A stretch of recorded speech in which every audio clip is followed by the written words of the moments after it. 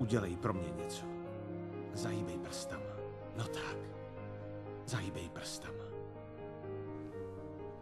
Pro tebe je to snadné, ale já nedokážu pohnout ani prstem.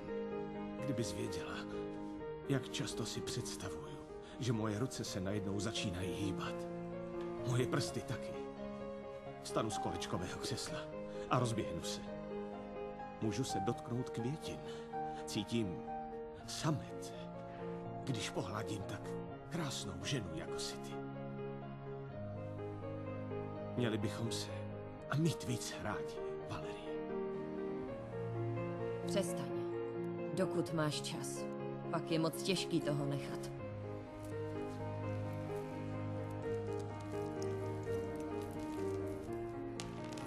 Nikdy se nevzdávej něčeho, po čem opravdu toužíš. Jinak bys toho litovala. Věř mi.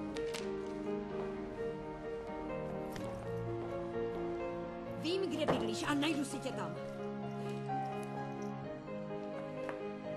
Kam jdeš? Ano, jsem promiskuitní žena. Protože používám sex jako prostředek při hledání toho, co hledají všichni.